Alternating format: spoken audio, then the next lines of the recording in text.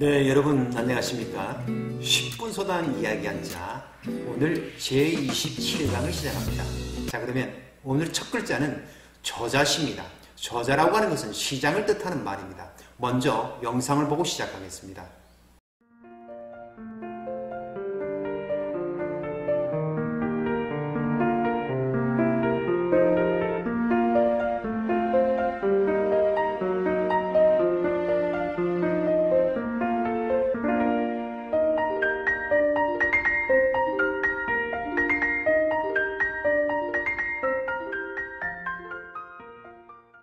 네, 영상을 잘 보셨나요?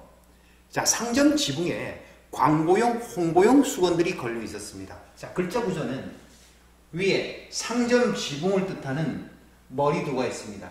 이게 서울경이나 노풀고 할 때도 이 지붕의 모습으로 나왔죠. 그리고 수건건 헝겊, 옷감, 배에다가 광고용, 홍보용 글씨를 써두었다는 얘기입니다. 자, 상점 지붕에 광고용, 홍보용 수건을 걸어둔 저자시, 시장시, 상점 지붕에 광고용, 홍보용 수건을 걸어둔 저자시, 시장시. 자, 사자성어는 문전성시라고 하는 말이 있습니다. 문문자, 앞전자, 성할성자, 저자시자. 자, 이것은 권력이 높은 사람이나 부잣집 문 앞에는 항상 사람들이 시장처럼 많이 오고 간다는 뜻이 문전성시입니다. 네, 다음은 고들직의 글자에 대해서 설명하겠습니다. 곧다는 뜻은 수직이다, 직각이다 이런 뜻을 가지고 있습니다. 자, 글자 구조 보겠습니다. 윗부분에 수십 번, 여러 번을 뜻하는 열십이 있고 그 아래 눈목이 있습니다. 그 밑에 니은자 모양으로 생긴 것은 수물은이라고 하는데 그 뜯음이 중요한 것이 아니고 여기서는 모양이 중요합니다. 목수가 목공 작업을 할 때는 항상 나무가 직각으로 잘 깎여 있는지를 확인합니다. 예를 들어서 이런 직각 같으면 이걸 여러 번 확인한다는 뜻입니다. 눈으로. 이게 직각으로 잘 다듬어지지 않으면 건축물을 세울 때 또는 목공 작업을 할 때 틀어지거나 무너지기 좋아서 항상 직각을 확인한다는 뜻입니다. 자, 글자 구조 정리하겠습니다. 여러 번, 수십 번 눈으로. 자, 이 부분이 직각입니다. 직각. 직각인지를 확인하는 고들직. 여러 번 수십 번 눈으로 직각인지를 확인하는 고들직. 직이 들어가는 사자성어에는 불문곡직이 있습니다. 안입을 물을 문, 묻지 않는다. 무엇을 묻지 않느냐? 구불고 고들직. 굽었는지 직각인지를 묻지 않는다. 이 말은 무엇이냐 하면은 곡선과 직선을 묻지 않는다는 말은 옳은지 잘못됐는지를 가리지 않고 함부로 행동함을 일컫는 말이 불문곡직입니다. 다음은 심을식입니다. 글자 구조 보겠습니다. 나무목이 있고 고들직이 있죠. 나무를 심을 때는 어떻게 심느냐? 비스듬히 심지 않고 수직으로 딱 심는다는 뜻입니다. 그래야지 나무가 곧고 바르게 자라겠죠. 글자 구조 정리하겠습니다. 나무를 심을 때는 곧고 바르게 수직으로 심는 심을식.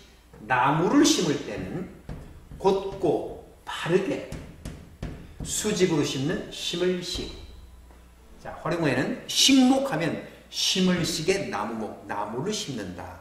그런 날을 식목일이라고 하죠. 4월 5일. 다음은 식민입니다. 심을식 백성민, 백성을 심는다. 그 말은 무엇이냐 하면 쉽게 생각하면 일제강점기 때 일본 사람들이 자기 나라의 국민들을 우리나라에 살으라고 심은 겁니다. 그래서 식민을 한 거죠. 식민. 그 땅이 식민지인 것이고 그래서 우리나라 땅이 식민지가 된 것입니다. 자, 국민을 심다라는 말 식민 기억하시기 바랍니다. 자, 다음은 편신, 납신입니다. 먼저 편다는 뜻과 납이라는 뜻을 설명하겠습니다. 편다는 뜻은 아래 위로 쭉 펼쳐진다는 뜻이고 납이라고 하는 말은 15세기어 잔나비, 나비하면 이게 동물 원숭이를 뜻하는 말입니다. 네, 그러면 글자 구조 정리하겠습니다. 태양을 뜻하는 날일이 있고 가운데 뚜르곤이 지나가고 있습니다. 자, 이 말은 번개를 뜻하는 글자인데 번개가 갇힐 때는 햇빛처럼 번개가 하늘에서 땅으로 번쩍하고 내리친다는 편신, 납신입니다. 자, 햇빛처럼 하늘에서 땅으로 번쩍하고 번개치는 별신, 납신. 햇빛처럼 하늘에서 땅으로 번쩍하고 번개가 치는 별신, 납신. 네, 그러면 납신이 들어간 활용어 두 개 보겠습니다. 내신이라고 하는 말이 있습니다. 안내의 납신. 내신이라고 하는 말은 우리가 상급 학교를 지나갈 때 그 학생의 성적이나 그동안 해온 행동이나 또 품행이나 출석 상황 이런 것들을 모조리 펼쳐서 적은 그 내용이 내신입니다. 납신의 알릴고입니다. 자, 이것은 국민들이 법에 따라서 어떤 행동 관청에다가 일정한 사실을 보고하는 것을 신고라고 합니다. 자, 다음은 귀신신입니다. 자, 이 귀신이라는 개념은 옛날에는 과학적인 지식이 부족했으므로 하늘에서 번쩍하고 번개가 치면 얼마나 두렵고 무서웠겠어요. 그것을 그 번쩍하는 불빛을 귀신이라 여겼다는 글자입니다. 자, 보일시가 있죠. 보인다. 뭐가 보입니까? 번개불. 납신이 번개불이라고 그랬죠. 번개불이 번쩍하는 것이 보인다. 어떻게 보여요? 신처럼 보인다는 귀신신입니다. 정리하겠습니다. 보인다. 번개불이 번쩍하니 신처럼 보인다. 귀신신. 보인다. 번개불이 번쩍하니 신처럼 보이는 귀신신. 자, 활용어에는 귀신과 신화가 있습니다.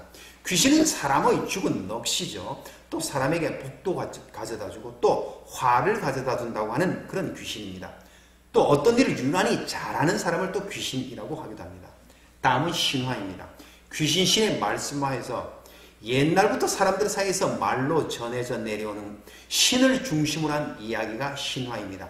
우리나라에는 단군 신화가 있고 그리스에는 그리스 신화가 있습니다. 다음은 몸신입니다. 몸신은 그림을 보면서 같이 확인하시기 바랍니다.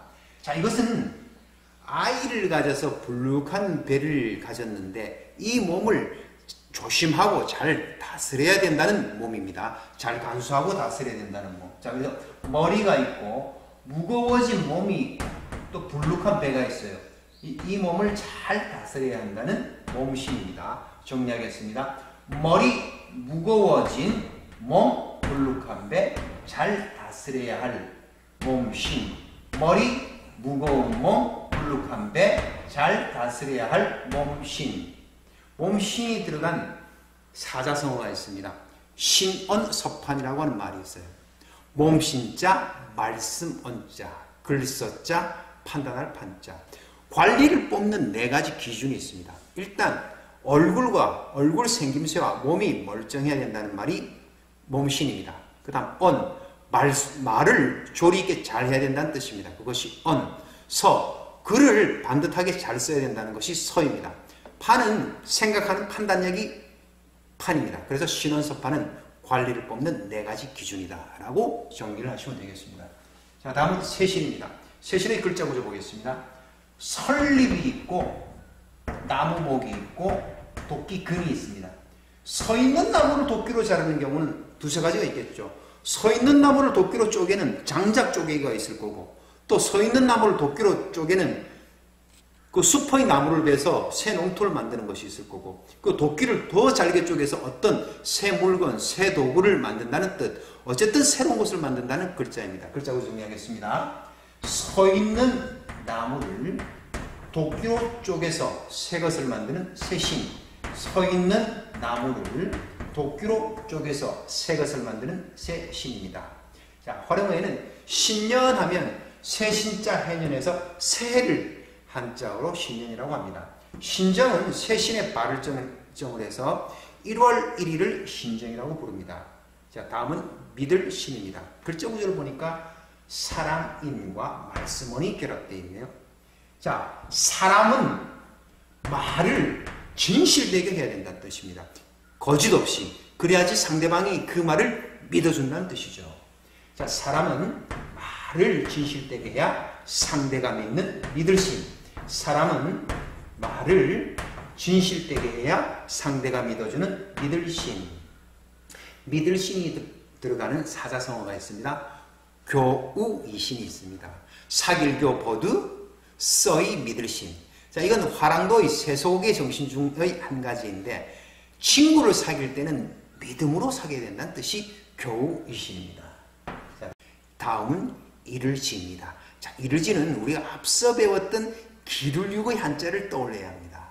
자, 기룰육의 한자는 아들자 거꾸로 된 글자 이 부분이 위에 들어가 있었고, 그리고 몸, 신체라고 하는 뜻이 결합되어 있었죠.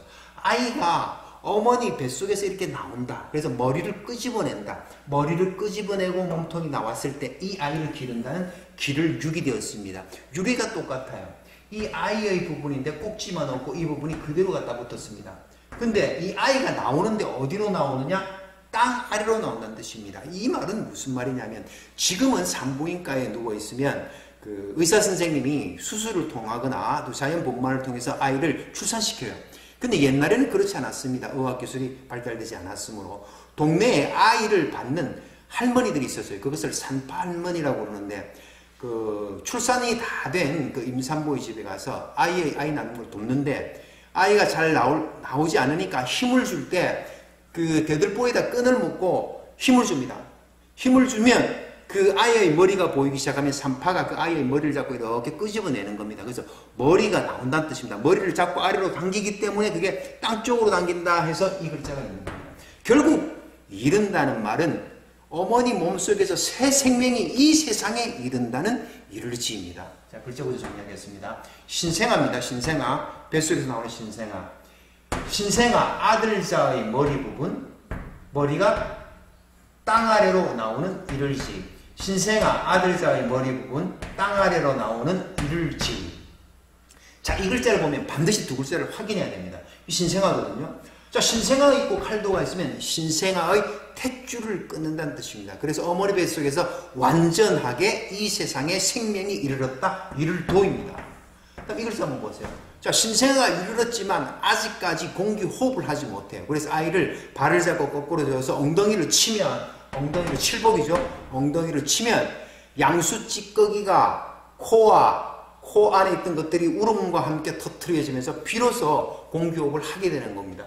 그래서 이 세상에 완전하게 이르른다. 이를치입니다. 탯줄을 자르고 엉덩이를 치고. 아시죠? 자, 그래서 이 집실 한번 보겠습니다. 집실은 집을 뜻하는 집면이 있죠. 또 신생아를 뜻하는 이를지가 있죠. 자, 이 아늑한 집에 신생아가 새 생명이 이르르면 잘 보살피고 잘 보호한다는 집실입니다. 아주 보호해야 하는 집입니다. 아늑한 집. 아늑한 집에 신생아가 이 세상에 이르르면 잘 보호하고 기르는 집실. 아늑한 집안에서 새 생명이 이른 신생아를 보호하고 기르는 집실입니다.